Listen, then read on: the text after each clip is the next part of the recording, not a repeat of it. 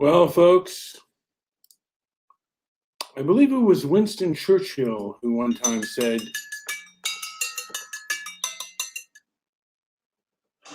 If you've been wrong. the problem with committing political suicide is that you live to regret it. That's up on top of this Capitol dome, that lady that stands for liberty. Take a look at this country through her eyes if you really want to see something. And you won't just see scenery. You'll see the whole parade of what man's carved out for himself after centuries of fighting. And fighting for something better than just jungle. So he can stand on his own 2 feet, free and decent, like he was created. No matter what his race, color, or creed. That's what you say. There's no place out there for graft, or greed, or lies. All right. And as I said before, it was Winston Churchill who one time said, the problem with committing political suicide is that they live to regret it. And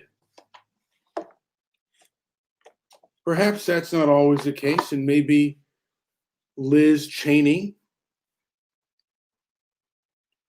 believes she has good reason to vote for impeachment against Trump. Maybe she feels she's got a good reason to do so. And I haven't read that much on what she has said, but there are a lot of people who, particularly Democrats, who believe that she is, brave for standing on principle and noble, kind of like, Jimmy Stewart standing up to the crowd, against, the corrupt Washington bureaucrats. And I want to mention that, movies are often a very bad example at times on how to deal with life. Particularly when you're dealing with bullies, threats of violence, threats of intimidation. Now, of course, America, you used to be able to stand up and state your case and make your make your argument, and people would agree to disagree. They may not even at the worst, they may not like you afterwards, but there was an agreement to disagree. Now, if you say something that someone disagrees with, they cancel you out of the economy.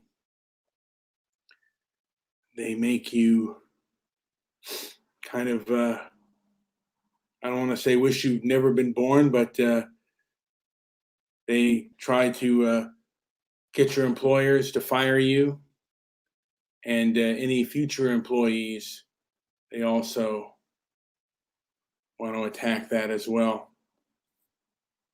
For how long? Well, who knows? You might even have to change your name. This has been kind of the year of fear for a lot of people, particularly conservatives. Any conservative that lives in a blue city or a blue state. People who are conservative have to kind of talk in a whisper, because if somebody else hears them, all of a sudden they're the enemy, and you must go after them. you must attack them and punish them.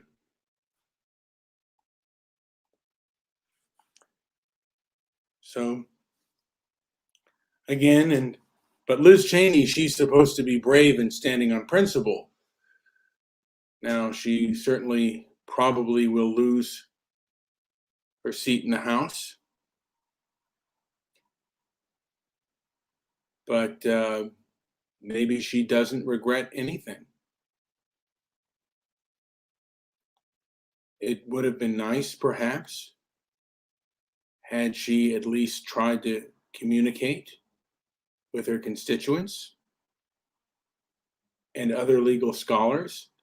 It seems like this whole thing was kind of rushed. Like I said, I certainly could be wrong. And I don't know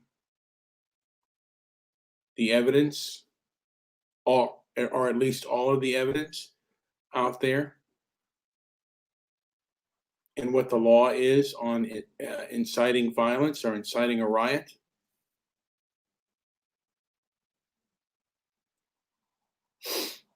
So, and like I've said before, it seems like there's a lot of hypocrisy on one end of the aisle.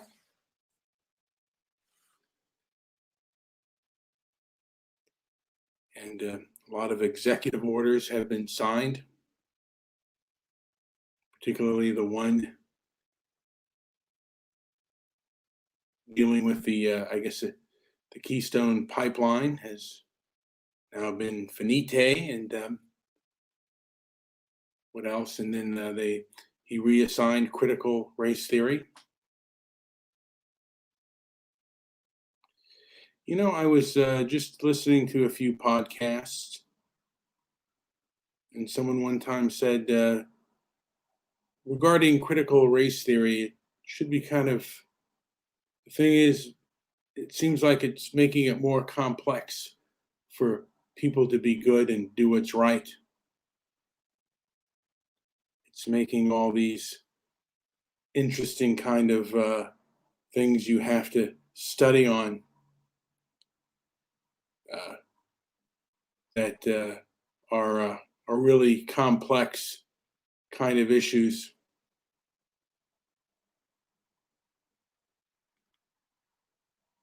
Treating people the way you want to be treated, the golden rule, that no longer applies. It's far more complex. If you're a white person dealing with disadvantaged minorities, there's a lot of complex rules and other things that you have to consider, and you have to consider the history and things like that. It seems, I guess, a little bit foolish, maybe, that you have to consider all these rules and regulations to deal with another human being. You can't just try to treat them the way you want to be treated and be as fair-minded as you can. Certainly there are exceptions to the rule, but exceptions prove the rule because they are exceptions. I learned that from my internet father, Mr. Solution, and I do miss that man.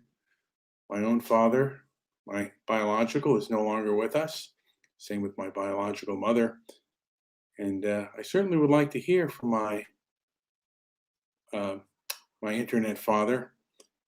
I might even shed a tear or two. He used to really read me the riot act on certain things, but I think he came around to my side of thinking, and maybe I came around to his side of thinking, just like any good father and son. I think he had his problems, and I don't think he would ever fess up to any of them, but it was always good to hear from him. Those who've known my show, like years, know my podcast history, know that there was a man by the name of Mr. Solution, and I used to have a no white guilt show, and I would talk about certain inflammatory things, and he would read me the riot act, and he was quite good at reading me the riot act. He'd make me feel quite small, and then he'd squash me like a bug.